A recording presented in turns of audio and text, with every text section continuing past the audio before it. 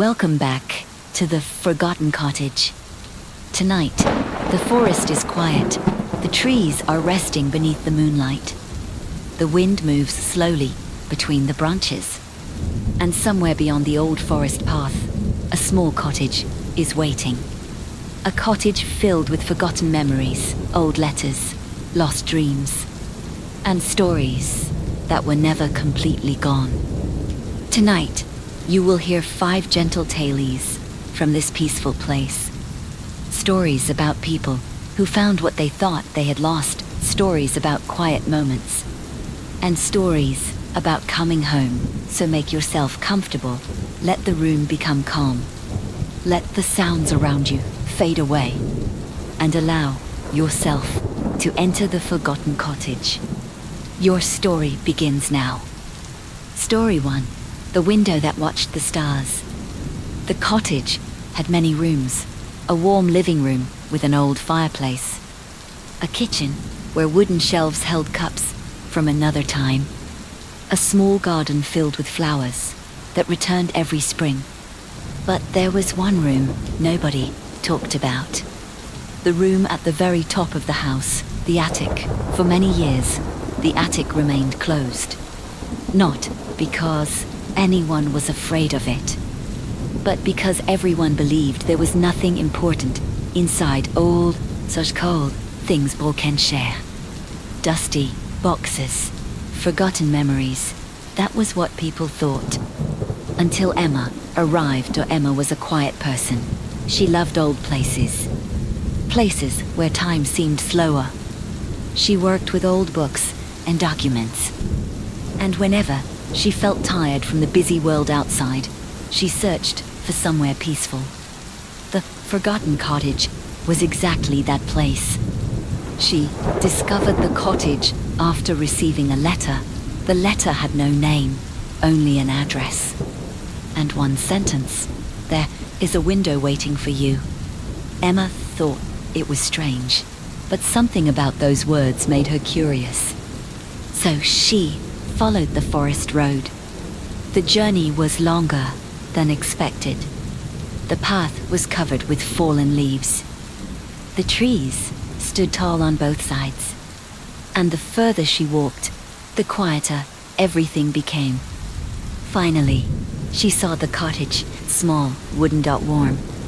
The windows reflected the evening sunlight, and beside the front door was the familiar lantern. The lantern that always seemed to be burning. Emma opened the door. Inside, the cottage was peaceful. A fire was already glowing. A blanket was folded on the chair.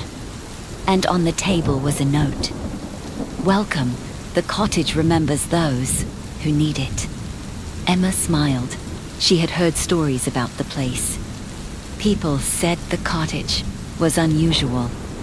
But she never expected to feel comfortable so quickly. She spent the first evening exploring. She opened old books. She looked at photographs. She walked through rooms that had not changed in decades.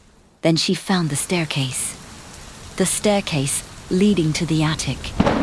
At the top was an old wooden door. The handle was covered with dust. Emma opened it slowly. The attic was exactly what she expected. Old boxes, old furniture, old memories. But then she noticed something. A small window. A beautiful round window, facing the sky. The glass was perfectly clear. Unlike the rest of the attic, Emma walked closer. Outside, the stars were beginning to appear. She looked through the window and stopped. The view was incredible. The entire forest stretched beneath the night sky. The stars seemed brighter, hid it closer, almost like they were waiting. On the sema penedit. The first page said, "The window does not show the future. It shows what your heart remembers." Emma turned the page. The notebook belonged to someone named Clara, a woman who had lived in the cottage many years before. She wrote about the window. Je wrote, "Every night, I sit here and look at the stars. Not because I am searching for answers, But because the sky reminds me that everything continues, Emma continued reading. The pages were filled with small memories, rainy mornings, summer evenings, the sound of birds, the smell of flowers. Simple moments, beautiful moments. Emma spent the entire night reading, and slowly she understood. The window was special. Not because it showed something magical, but because it helped people notice things they usually forgot. The beauty of a quiet moment, the warmth of a peaceful place, the feeling of simply being there. The next morning, Emma woke up early. The sun entered through the attic window.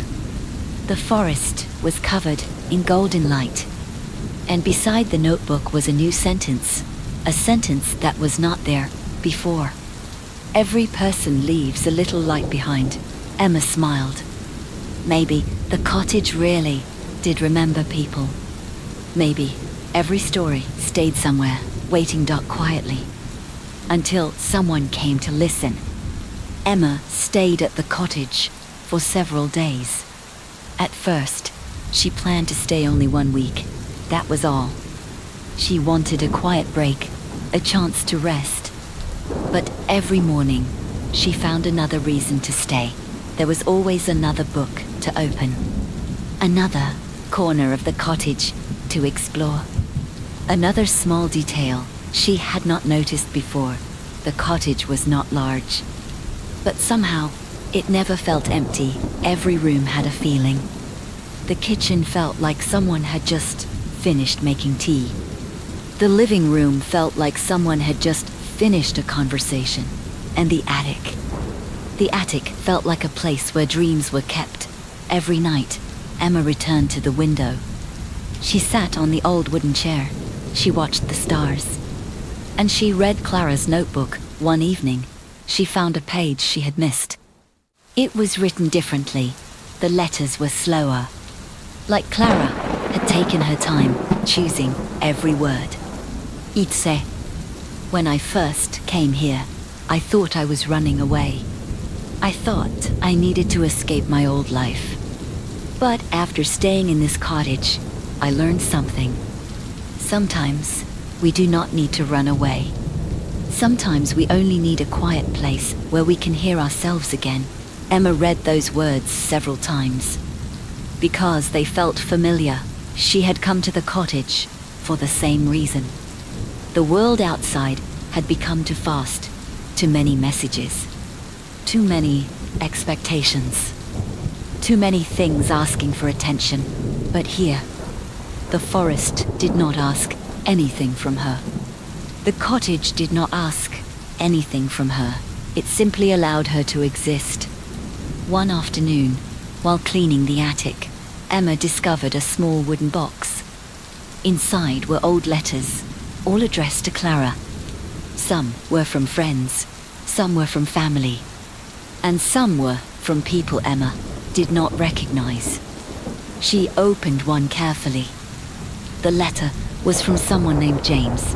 Dear Clara, I found the place you told me about, the little cottage in the forest. You were right. It is peaceful here. I finally understand why you always returned. Emma smiled. Clara had shared the cottage with many people, not by owning it, but by welcoming them. That evening, Emma went back to the window. The sky was clear, the stars were bright, and she wondered how many people had looked at the same sky before her. How many hopes had been carried by the same wind. How many quiet moments had happened inside these walls. The next morning, Emma made a decision. She would not leave yet. She would stay a little longer. Maybe a little peace was something everyone deserved. Week passé. Then months. Emma began taking care of the cottage. She repaired old shelves. She cleaned the windows. She planted flowers in the garden. And every night, she wrote in the notebook. Not about adventures, not about impossible things. Just about life. The smell of rain, the sound of the forest, The warmth of the fireplace. Small things, the things people often forget. Years later, visitors would discover Emma's pages. They would read her words. And they would understand. The cottage did not collect stories about extraordinary people.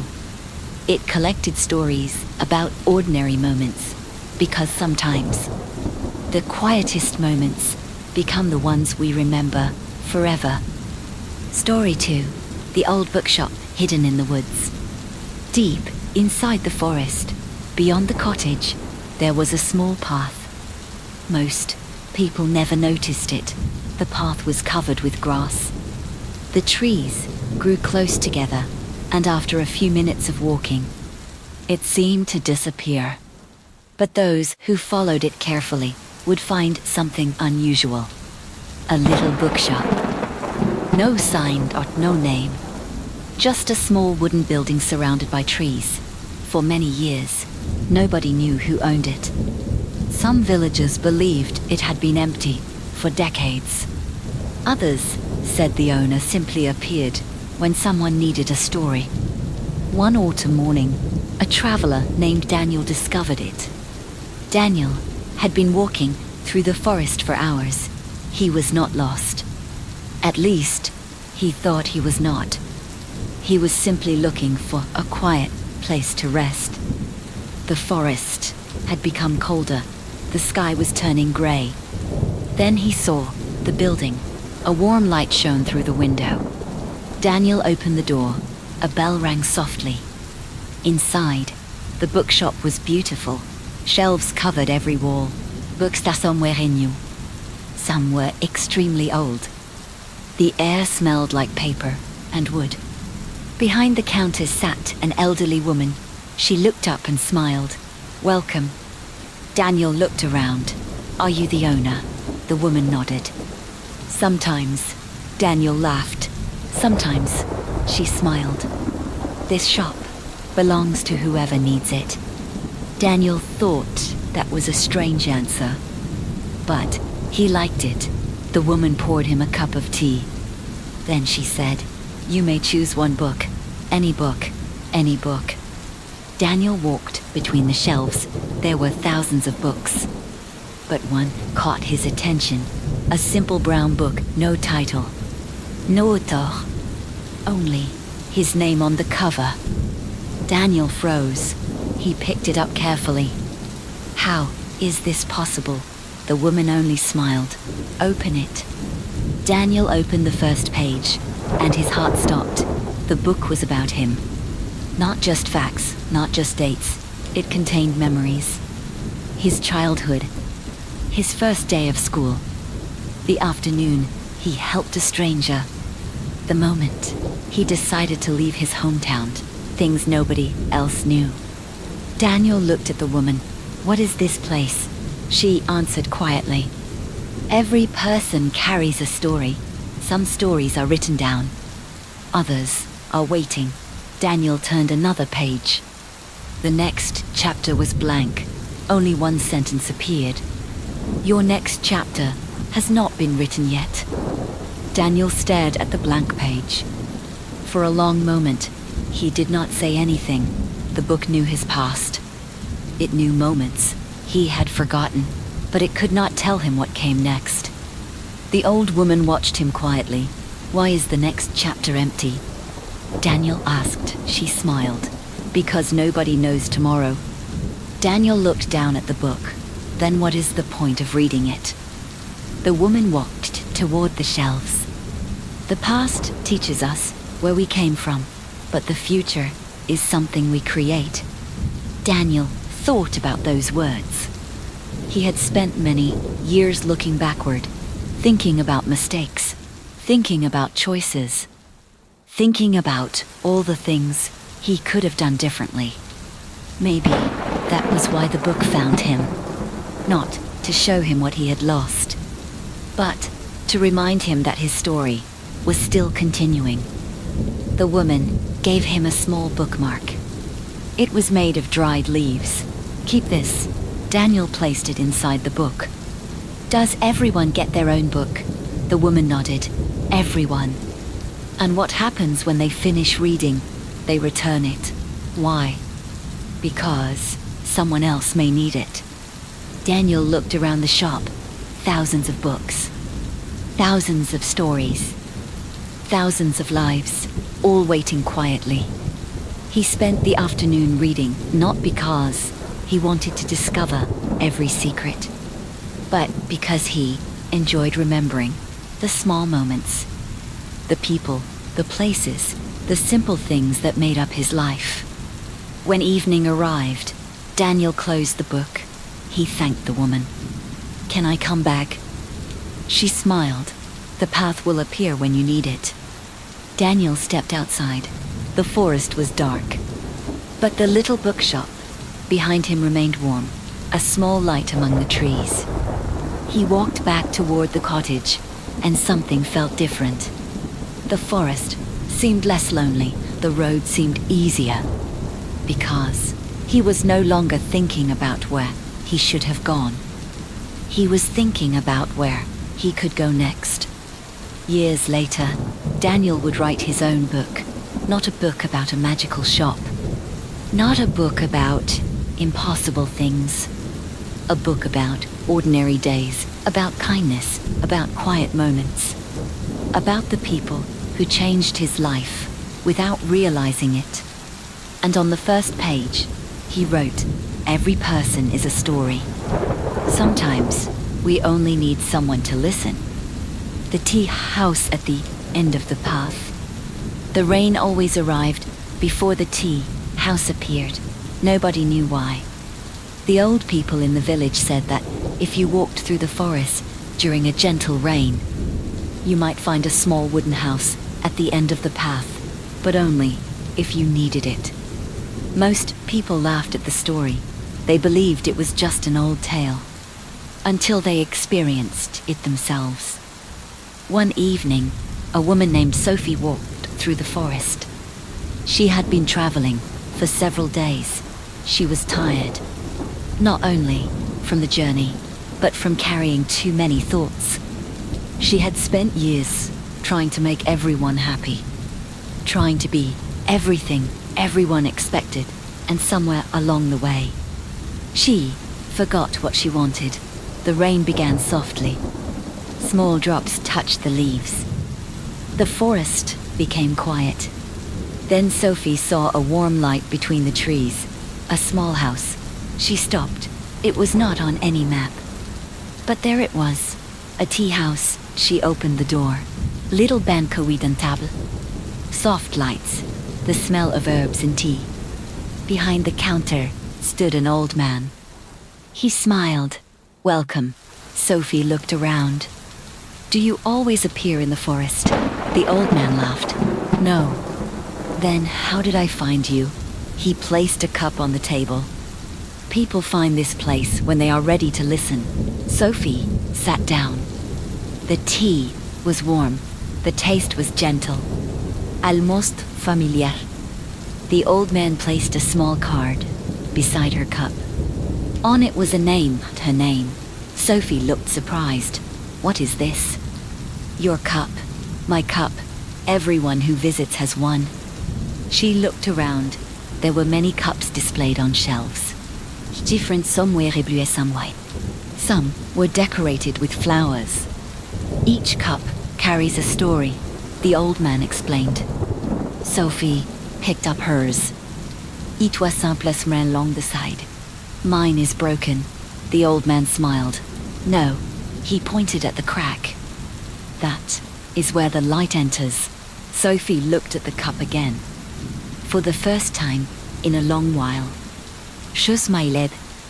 Sophie held the cup carefully. She looked at the small crack. For years, she had seen every imperfect thing as something that needed to be fixed. A mistake, a weakness, a problem. But the old man looked at the crack differently. He saw something beautiful. "How many people come here?" Sophie asked. "Many." "And do they all have cups?" "Yes." "What do they do with them?" The old man smiled. "They drink their tea, that's all. Sometimes that is enough."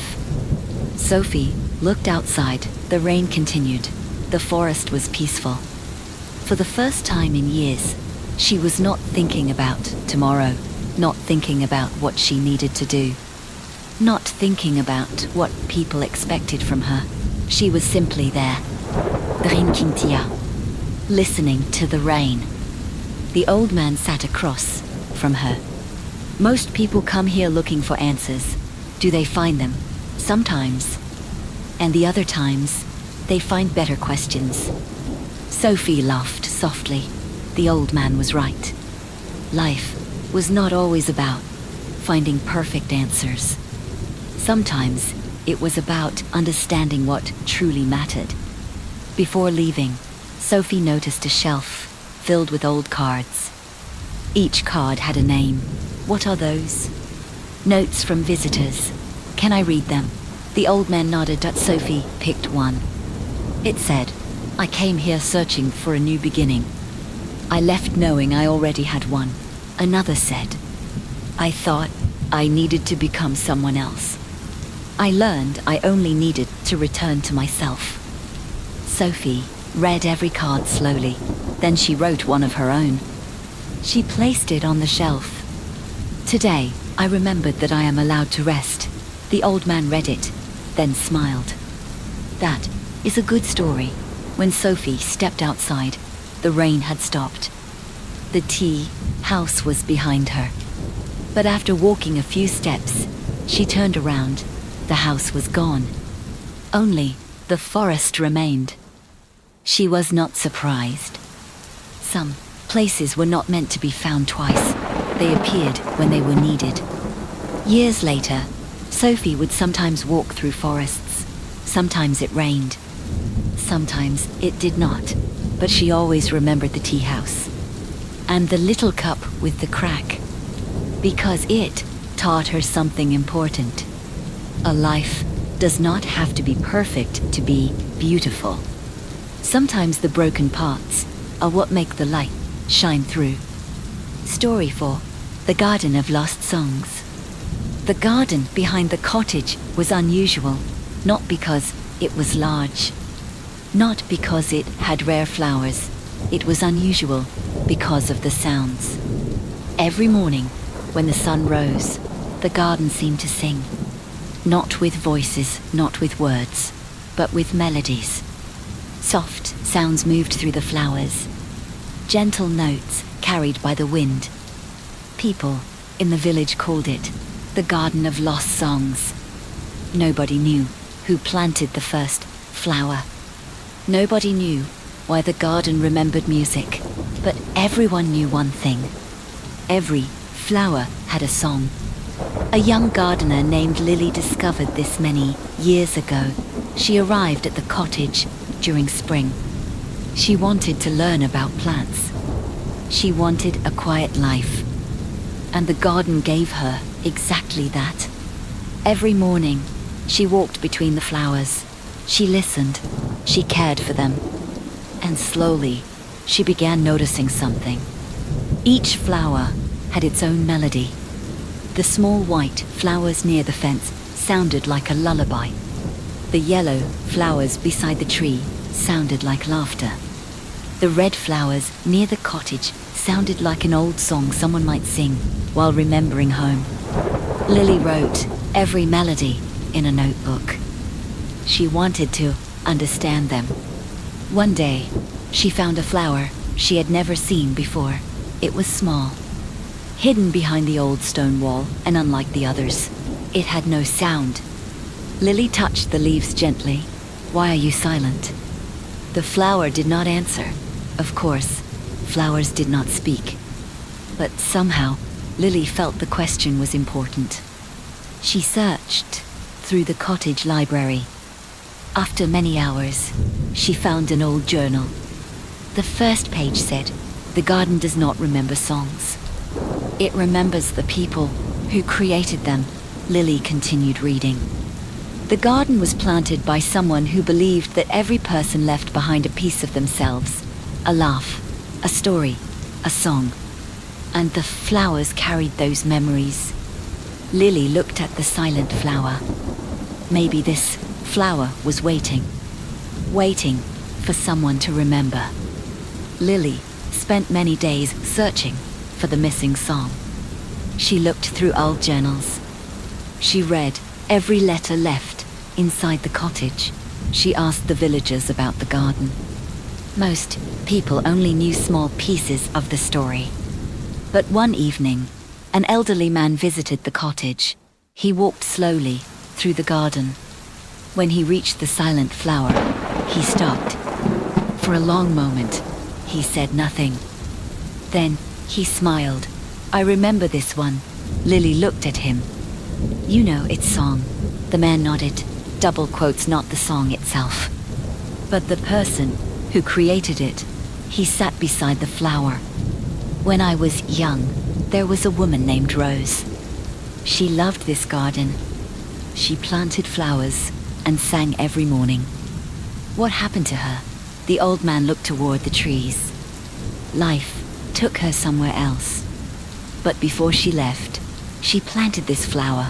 She said that one day, someone would remember." Lily looked at the flower. "So the song disappeared because nobody remembered." The man nodded. "Some things only stay alive when they are shared." That night, Lily returned to the cottage. She sat beside the fireplace, and she thought about Rose. She imagined her walking through the garden, planting flowers, singing softly, leaving a little face of pine behind. Lilirot. She placed a small chair beside the flower. Then she began singing. She did not know Rose's song. She did not know the original melody. So she created her own. Agente le son tas simple sont belles flowers. About memories, about people who leave kindness behind. At first, nothing happened. The garden remained quiet. Then, a soft note appeared. The silent flower moved gently and slowly. It began to sing not the old song.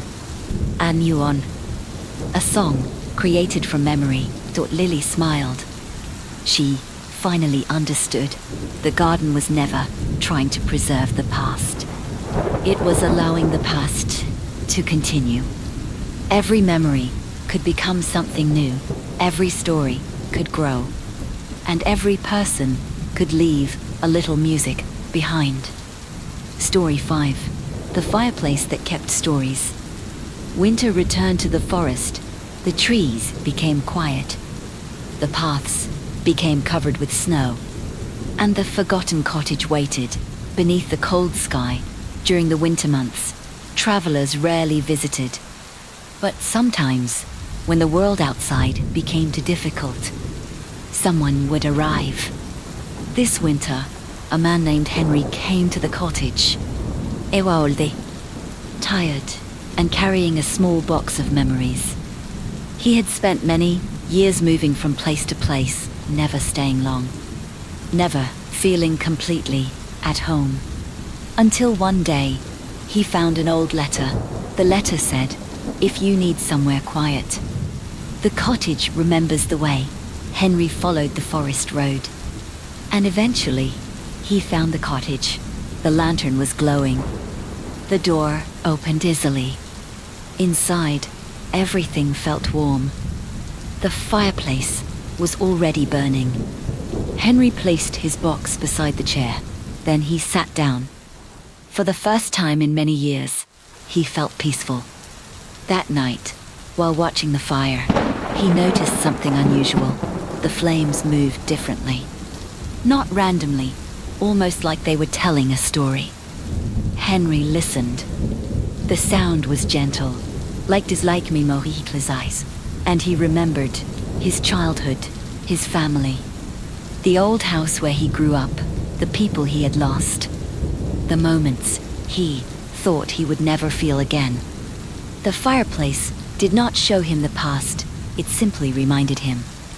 The next evening, it happened again. The fire carried another memory. A summer afternoon, a friend he had forgotten, a promise they made, a dream they once shared. Henry smiled. He realized something. The cottage was not bringing back things that were gone. It was helping him appreciate what had always stayed inside him. Days passed. Henry stayed. He repaired old furniture. He cleared snow from the garden. He cooked simple meals. The cottage became familiar, and slowly, he stopped feeling like a visitor. One night, Henry opened his small box. Inside were letters, photographs, and old notes. Things he had carried for years. He placed them on the table. Then, he wrote a new letter, a letter for the next person who would come. It said, "Do not search for the perfect place. Search for the place where you can be yourself." Sometimes home is not where you started. Sometimes home is where you finally feel peaceful. Henry placed the letter beside the fireplace. The fire continued glowing, warm, quiet. Patient, because the cottage had one final lesson. A house is made of wood and stone, but a home is made of memories. And as long as someone remembers, no story is ever truly forgotten. Thank you for spending this quiet night at the Forgotten Cottage. May the forest bring you peace. May the fire keep you warm. And may your dreams be gentle. Good night.